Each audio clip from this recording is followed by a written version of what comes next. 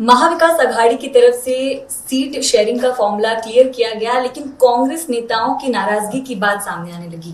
कांग्रेस नेताओं में वर्षा गायकवाड़ का भी नाम सामने आया। मेरे साथ वर्षा गायकवाड़ मौजूद हैं।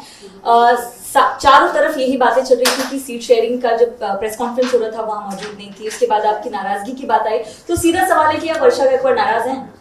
देखिए, मैं सभी को सबसे पहले तो रमजान ईद की बहुत सारी शुभकामनाएं देना चाहती हूँ। और जैसा आपको भी पता है कि हर पक्ष संगठन के कार्यकर्ताओं को लगता है कि हमें पक्ष संगठन हमारी मजबूत है तो वो सीट हमें मिलनी चाहिए। परंपरागत सीट वो हम लड़ रहे हैं तो वो सीट हमें मिलनी चाहिए। जिस एरिया में से सबसे ज्यादा आंदोलन करने का काम किया तो वो सीट हमको मिलनी चाहिए।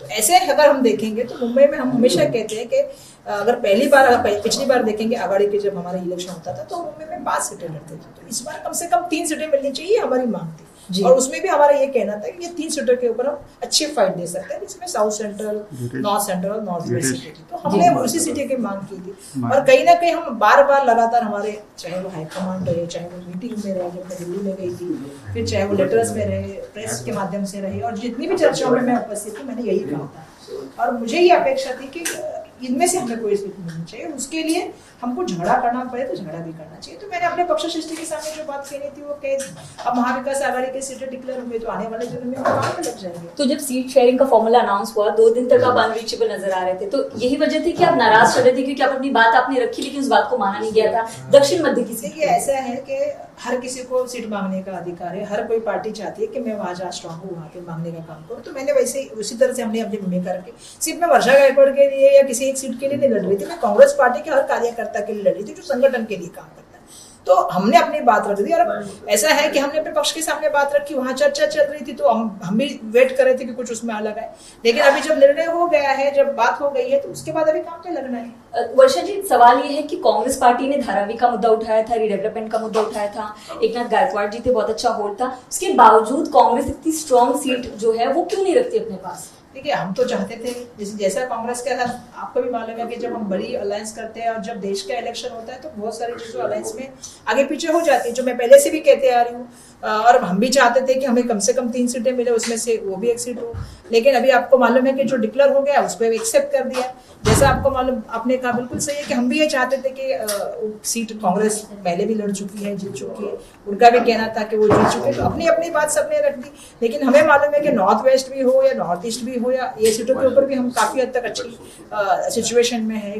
तो हमने अपनी बात कह दी, अभी पार्टी ने निर्णय लिया, उसको हम फॉलो करेंगे। तो कम्युनिकेशन गैप का है महाराष्ट्र के नेताओं में और जो दिल्ली के नेताओं में कम्युनिकेशन गैप का? कम्युनिकेशन गैप में हर कोई अपनी भूमिका रखता है, उन्होंने भी अपनी भूमिका रखी।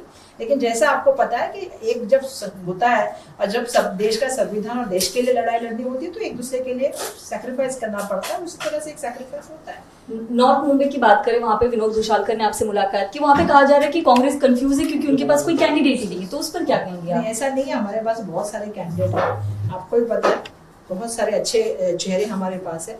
देखिए, उनको भी ऐसा लगता है कि वो अच्छा कैंडिडेट हो सकते हैं, तो कोई गलत बात तो है नहीं उसमें वो आके मिलना या बात करना कि भाई हम लड़ सकते हैं। तो सब मुझे भी लगता है, उनको भी लगता है। तो मुझे नहीं लगता कि कोई भी कार्यकर्ता जो पार्टी का झंडा लेता है तो उसको हक है टिकट मांगने का। लेकिन जब पार्टी एक निर्णय लेती है तो पार्टी की एक विचारधारा होती है, पार्टी की एक निष्ठता होती है, पार्टी में शिस्तता होती है। ये तीनों चीजों का पालन करना भी कार्यकर्ता का फर्ज है। तो जब हमारी पार्टी ने कोई चीज का निर्णय लिया है तो कार्यकर्ता हम सब लोग साथ में मिलकर काम करेंगे। उनकी पार्टी ने निर्णय लिया तो मुझे लगता है वो भी आने वाले दिनों में काम करेंगे। तो घोषालकर जी की जो आपसे मुलाकात हुई तो उसके क्या मायने निकाले जाए? ऐसा क्या राजनीति में मिलते नहीं है क्या एक दूसरे से? अच्छा है, मिलने में क्या हुआ? थोड़ी किसी के ये है। देखिए, ऐसा है कि वो महाविकास अघाड़ी के हमारे सदस्य, कल उनको हमारी मदद लगने वाली है, मेरी मदद उनको लगने वाली है, हम सब मिलकर काम करेंगे तो हम जीत पाएंगे। तो एक दूसरे के साथ काम करके हमें जीतना, ये हमारा उद्देश्य है। उद्धव ठाकरे से भी आपकी मुलाकात की बात बताई जा रही थी, उस पर क्या कहेंगे? नहीं, मेरा उनसे पर्सनली कोई बात नहीं हुई थी, ऐसा कुछ भी हमारा नहीं हुआ था। जैसा मैंने कहा थोड़ी देर पहले भी, मैंने प्रेस कॉन्फ्रेंस में कहा कि बहुत सारे लोगों ने बहुत सारा कि ये आए, उनसे मिले नहीं, वो आए, ऐसा बिल्कुल नहीं है। मैं एक चीज कहना चाहती हूँ, मैं कांग्रेस के कार्यकर्ता हूँ और सबको पता है लड़ने का काम मैं करती हूँ। संगठन के अध्यक्ष हूँ तो संगठन के लिए फाइट करने का काम करूँ। लेकिन मैं ये भी जानती हूँ कि अगर संगठन में आप काम करो तो आपको पक्ष शिस्तता होनी चाहिए और आपको पक्ष ने जो निर्णय लिया है उसके अनुसार काम। एक आखिरी सवाल है मेरा, आपके कांग्रेस के पूर्व नेता है संजय निरुपम, वो कह रहे हैं कि कांग्रेस को 1 सीट भीख में दे दी उद्धव ठाकरे ने। कौन संजय निरुपम? मैं नहीं जानती। अब वो चले गए ना, बहुत अच्छा है, जहाँ रहे अच्छे से रहे।